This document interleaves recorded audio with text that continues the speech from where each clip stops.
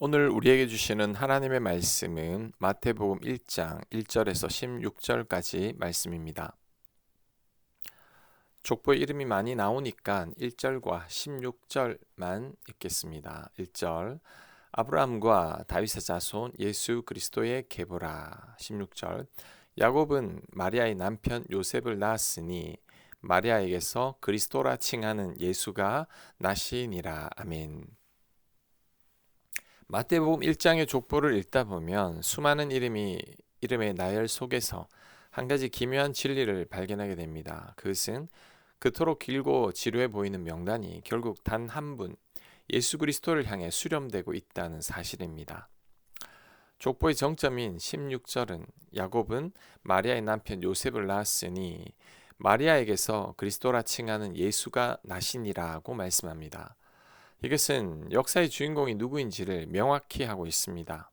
왕도, 평민도, 심지어 족보에 오르기 부끄러운 죄인들조차도 예수님이라는 거대한 빛을 비추기 위해 존재했던 작은 등불들이었을 뿐입니다.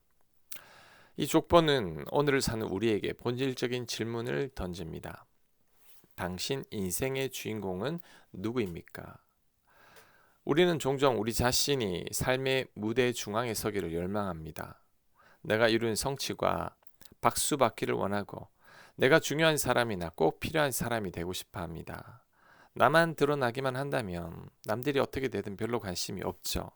그러나 족보 속 인물들은 그들 각자의 시대에서는 치열하고 빛을 내며 살았지만 성경은 그들은 단지 예수님을 낳기 위한 과정으로만 기록하고 있습니다.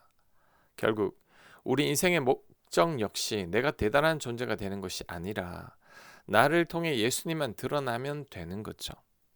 우리는 주님의 나라가 세워지기를 바라며 주님을 비추는 등불이 되어야 하는 겁니다. 성경에서 이러한 과정을 가장 감동적으로 보여주는 장면 중 하나는 법궤를 메고 벳세메스로 향하던 두 마리 암소의 이야기죠. 블레셋에 빼앗겼던 하나님의 법궤가 다시 이스라엘로 돌아올 때 수레를 끌었던 것은 갓 새끼를 낳은 암소들이었죠. 본능적으로는 남겨진 새끼를 향해 울며 돌아가고 싶었겠지만 두 마리 암소는 좌우로 치우치지 않고 오직 법궤를 목적지까지 옮기는 사명에만 집중했습니다. 마침내 벳세메스에 도착했을 때 암소들은 자신들의 수고를 알아달라고 떼쓰지 않았습니다. 오히려 수레의 나무는 번제물의 땔감이 되었고 암소들은 그 자신을 번제물로 드려 하나님의 거룩함을 드러내는 제물이 되었죠. 암소들은 오직 법궤라는 주인공을 위해 존재했고 그 목적을 다한 뒤에는 기꺼이 자신들을 지워버림으로써 하나님의 영광만을 남겼습니다. 참 감동적이죠. 우리 삶도 이와 같아야 합니다. 우리가 예수님을 믿을 때 우리는 더 이상 과거의 내가 아닙니다. 이전의 나는 예수님과 함께 십자가에 못 박혀 죽었습니다. 그러니 이제는 내가 주인공이 되려는 욕망을 내려놓아야 합니다. 벳세메스의 암소들이 울면서도 사명의 길을 걸어 결국 자신을 번제로 드렸듯이 우리 또한 삶의 모든 현장에서 우리 자신을 주님께 드려야 합니다. 그래서 주님만 빛나게 해야 합니다. 그런데 우리가 주님만 드러내기로 결심했을 때 이상하게도 우리 삶의 모든 짐은 가벼워지기 시작합니다. 왜냐하면 이제 나를 드러내기 위해 애쓸 필요가 없기 때문이죠.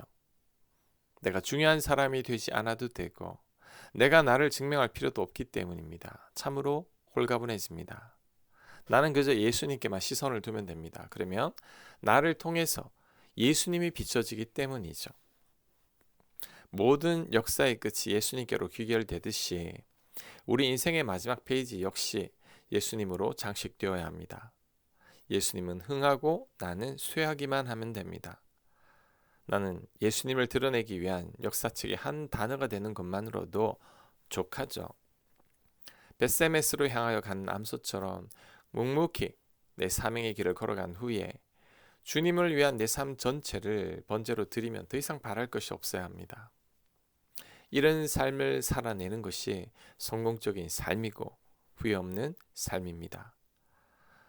우리가 주님만 드러내면 된다는 믿음으로 살아갈 때 하나님은 우리의 평범한 일상을 통해서도 가장 선명한 예수님의 족보를 써 내려가실 겁니다.